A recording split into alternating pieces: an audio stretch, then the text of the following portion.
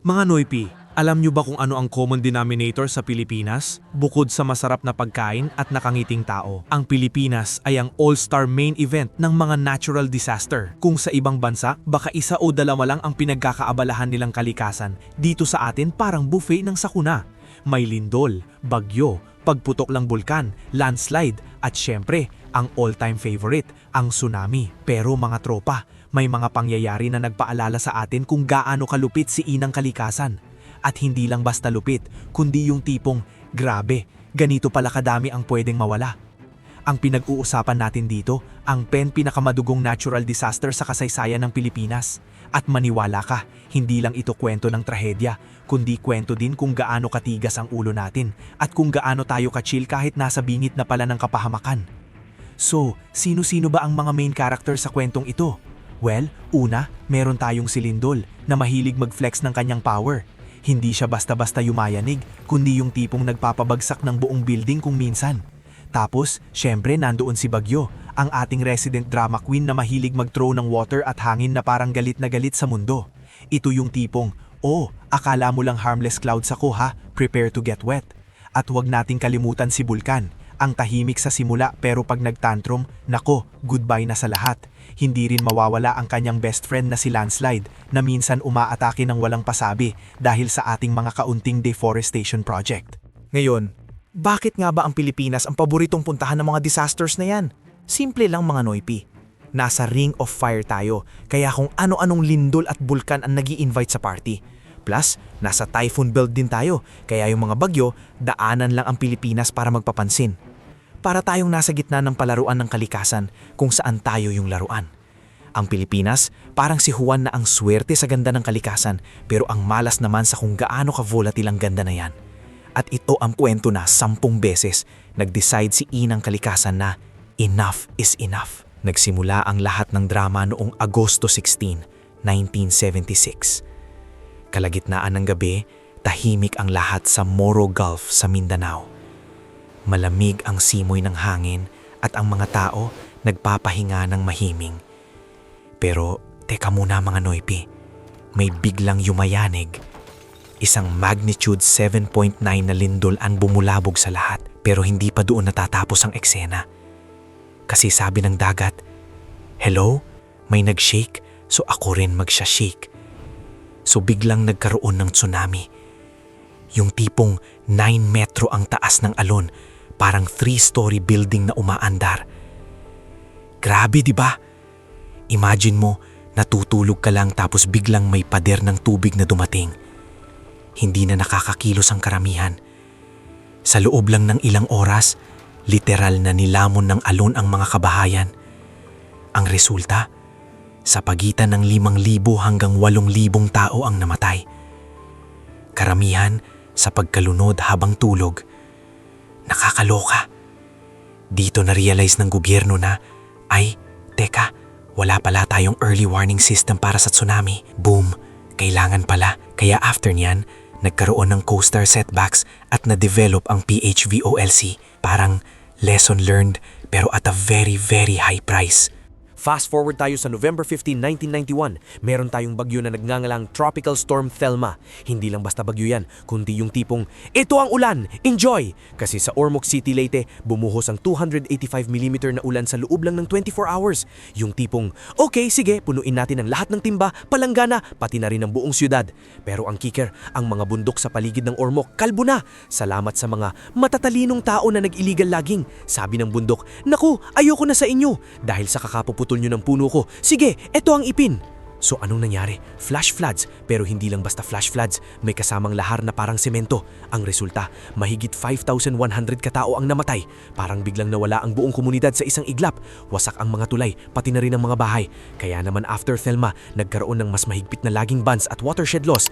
Gets mo, hindi lang basta bagyo ang kalaban, kundi pati na rin ang sarili nating katigas ng ulo. Lumipat tayo sa December 4, 2012. May dumating na naman tayong super typhoon, si Bofa o mas kilala bilang Pablo.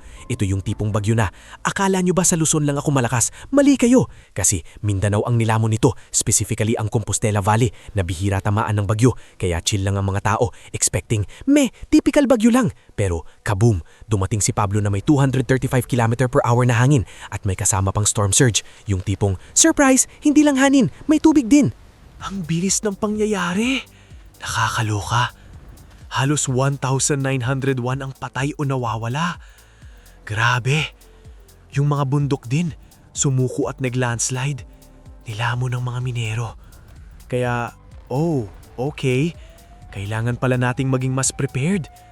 Resulta, mas pinaganda ang cyclone forecasting at nagkaroon ng evacuation drills. Siguro pati yung mga mining companies nag-isip-isip din. Baka dapat wag na tayong mag-shortcut sa regulations. Balik tayo sa mga lindol, specifically sa Luzon earthquake noong July 16, 1990. Isang 7.8 magnitude quake ang tumama sa Northern Luzon. Ang epicenter malapit sa Baguio. Yung tipong, sige, gisingin natin ang mga taong tulog at patumbahin ang mga building. Ang pinakamasakit dito, yung mga building sa Baguio na supposedly matibay, nag-pancake. Parang nag-decide lang sila na, okay, sawa na kami sa taas, let's just collapse inwards. Mahigit 1,621 katao ang namatay, karamihan sa mga gumuhong istruktura. Ang Marcos Highway, pati na rin ang mga hotels, wasak. Kaya ang lesson, teka, yung mga building code natin nasusunod ba talaga? O parang nagkakating class lang?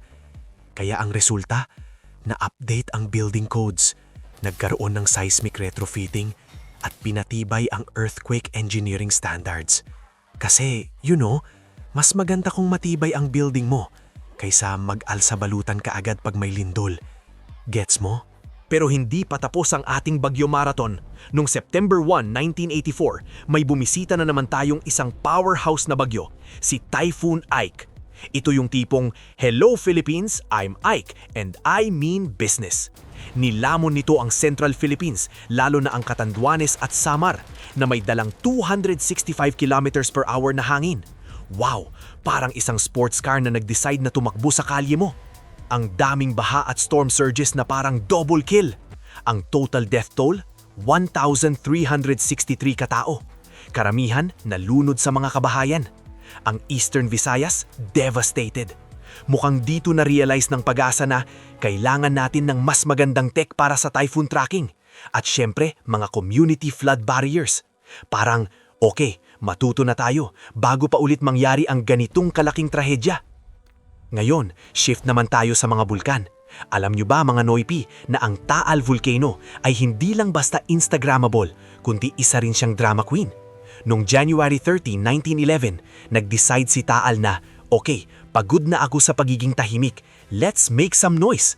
Nag-erupt ito ng marahas, nagbuga ng ash clouds at pyroclastic flows. Yung tipong, hindi lang abo ang ibibigay ko, pati na rin ang mainit na hangin. Nilamon ng mga villages sa paligid ng lawa sa Batangas.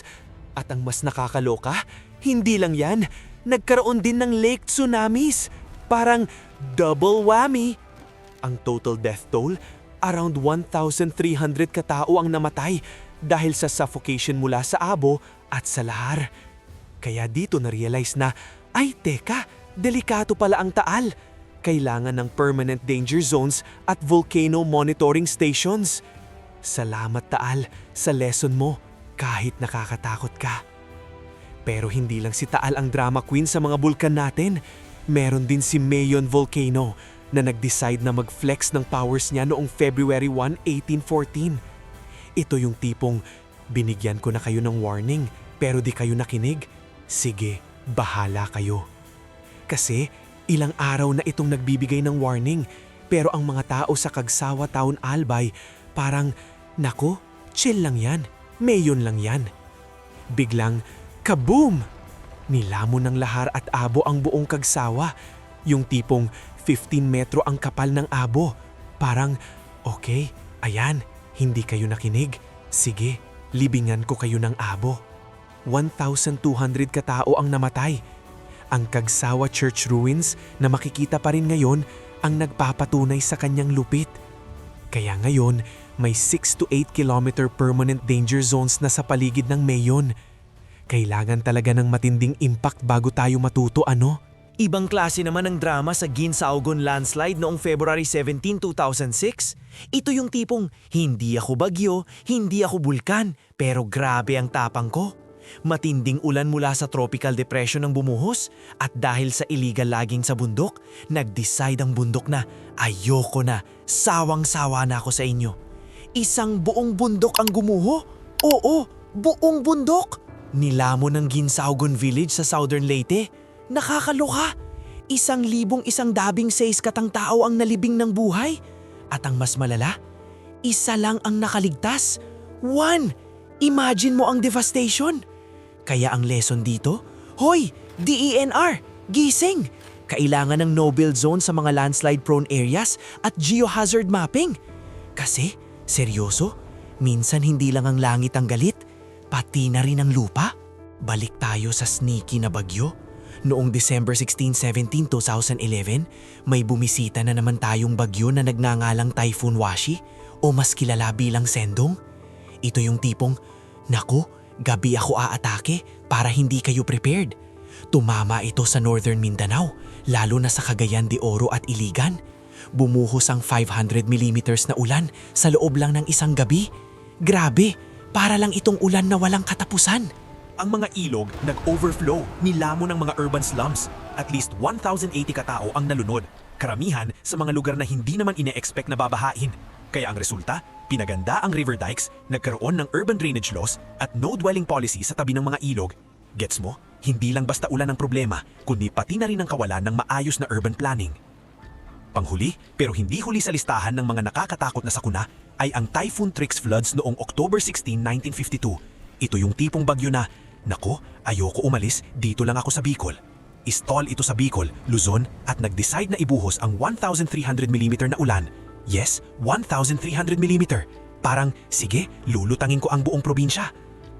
Baha at landslide sa iba-ibang probinsya. 995 katao ang namatay dahil sa pagkalunod at debris. Naga City, literal na nalubog sa tubig. Nakakaloka, di ba? Kaya dito na-realize na, okay, kailangan natin ng National Flood Control Projects at Reforestation Drives.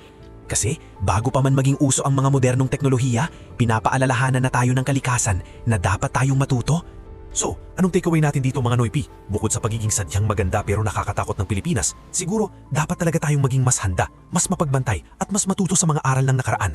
Kasi kung may isang bagay na pinatunayan na ng mga natural disasters na ito, ay ang katotohanan na si inang kalikasan, hindi yan nagbibiro. At minsan, ang pinakamalaking kalaban natin ay hindi ang bagyo o lindol, kundi ang sarili nating katigas ng ulo at pagwawalang bahala. Stay safe mga Noypi, at sana huwag tayong matulog ng mahiming pagkatapos ng lindol ha. Baka may surprise wave na naman.